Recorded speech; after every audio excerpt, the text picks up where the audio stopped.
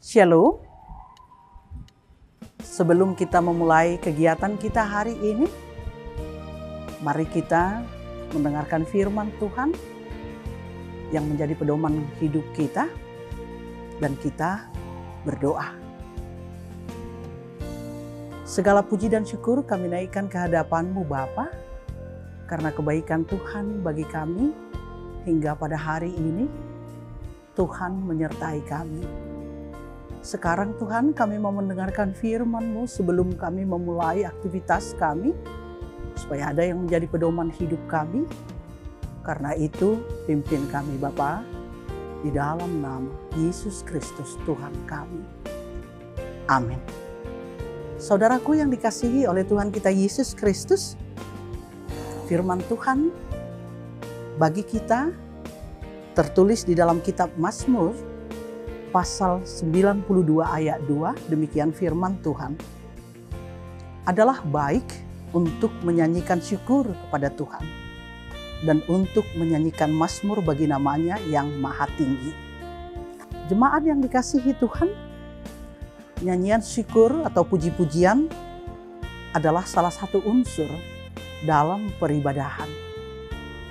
Dengan nyanyian pujian, jemaat dapat mengekspresikan isi hatinya dan juga perasaannya kepada Tuhan. Ketika kita melantunkan pujian kepada Tuhan, tentu semangat kita pun akan turut terbangun. Dan pada akhirnya kita juga akan menularkan semangat itu kepada orang-orang di sekitar kita untuk melakukan hal yang sama.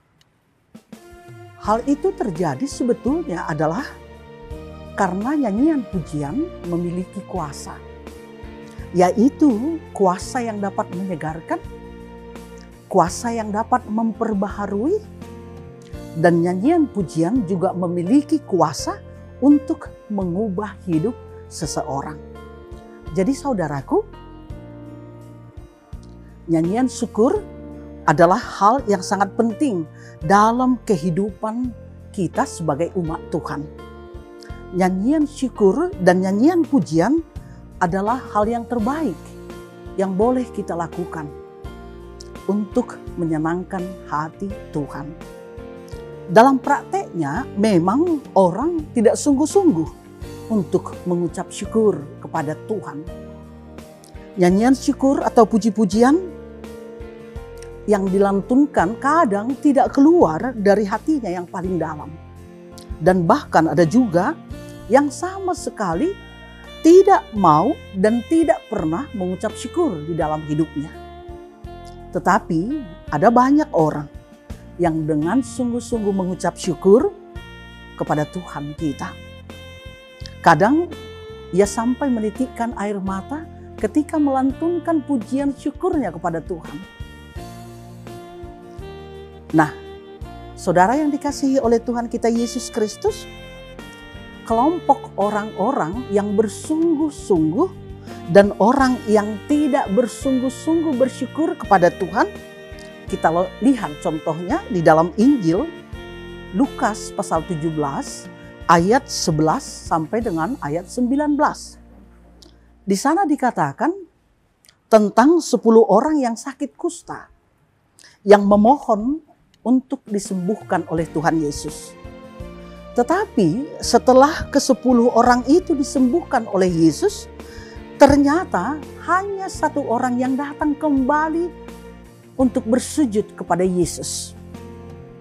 Disebutkan bahwa orang itu tersungkur di kaki Yesus dan mengucap syukur atas besarnya kasih sayang Yesus kepada dia yang sudah memulihkan dia. Namun yang ke-9 orang lagi pergi begitu saja dan tidak mengingat kebaikan yang sudah diterimanya dari Yesus.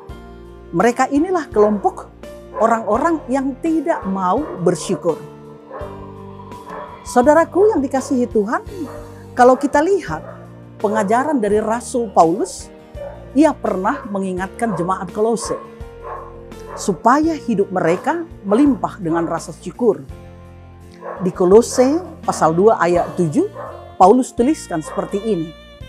Hendaklah kamu berakar di dalam Dia dan dibangun di atas Dia. Hendaklah kamu bertambah teguh dalam iman yang telah diajarkan kepadamu. Dan hendaklah hatimu melimpah dengan syukur. Hal ini menunjukkan betapa pentingnya untuk memiliki hati yang bersyukur. Sebab dengan memiliki hati yang bersyukur, maka hidup kita akan dipenuhi oleh sukacita. Wajah kita akan berseri-seri karena dilimpahi oleh rasa syukur, bersyukur atas kehidupan kita. Jika kita mengarahkan pandangan kita berfokus kepada Tuhan Yesus, maka iman dan pengharapan kita akan semakin bertumbuh. Jika kita semakin bersyukur, maka iman kita akan semakin kokoh kuat. Dan tentunya pengharapan kita juga akan semakin kuat, berpengharapan bahwa Tuhan akan selalu memberikan jalan keluar dan menolong kita ketika kita mengalami berbagai peristiwa dan mengalami kesulitan di dalam kehidupan kita. Namun sebaliknya, jika hati kita berfokus kepada masalah-masalah yang kita hadapi saja, maka kita tidak akan dapat bersyukur. Kita menjadi kecewa. Dan mungkin kita akan menjadi berputus asa, kehilangan harapan. Karena itu saudaraku yang dikasihi oleh Tuhan, memang tidaklah mudah untuk mengucap syukur dalam kehidupan kita. Kalau segala sesuatu dalam kehidupan kita berjalan dengan baik, semua anggota keluarga sehat, pekerjaan kita lancar, anak-anak kita berhasil dalam pendidikan dan dalam pekerjaannya, tentu mudah bagi kita untuk mengucap syukur kepada Tuhan. Tetapi akan sulit, bahkan tidak mau bersyukur jika kita menghadapi situasi buruk misalnya. Jika kita mengalami kesengsaraan, jika kita mengalami penderitaan, jika kita mengalami kesedihan, jika keluarga kita mengalami sakit penyakit, mengalami ketakutan, mengalami kebimbangan, bahkan jika kita mengalami duka karena kematian, sangat sulit bagi kita untuk bersyukur. Tetapi saudaraku yang dikasihi Tuhan, Rasul Paulus mengingatkan seluruh umat percaya supaya tetap mengucap syukur dalam kehidupannya. Kita boleh baca, Paulus mengatakan kepada jemaat Tesalonika dan juga ke seluruh umat percaya yang membaca 1 Tesalonika pasal 5 ayat 18 dikatakan demikian. Mengucap syukurlah dalam segala hal, sebab itulah yang dikehendaki Allah di dalam Kristus Yesus bagi kamu. Karena itu saudaraku yang dikasihi Tuhan, mari segera mulailah setiap hari dengan bersikap bersyukur kepada Tuhan. Sediakanlah waktumu, mungkin hanya sekitar 10 menit untuk mengucap syukur kepada Tuhan. Dengan demikian, maka Tuhan akan memenuhi kita, memenuhi keluarga kita dengan sukacita dan damai sejahtera. Dan kita dapat menjalani kehidupan kita dalam kondisi apapun, tetapi kita menjalaninya dengan mudah. Amin. Kita berdoa. Terima kasih Tuhan atas firman-Mu. Penuhilah kami dengan Roh-Mu dan isilah hati kami dengan sukacita yang daripada Tuhan, supaya kami mampu untuk bersyukur dalam hidup kami setiap hari. Meski banyak beban persoalan yang kami hadapi, tapi kami mau melekat erat dengan Tuhan. Tuhan yang menjadi fokus kami, sehingga kami boleh mengucap syukur dan berbahagia di dalam kehidupan kami. Karena itu Tuhan, dengarkanlah kami, sertai kami di dalam nama Yesus Kristus Tuhan kami.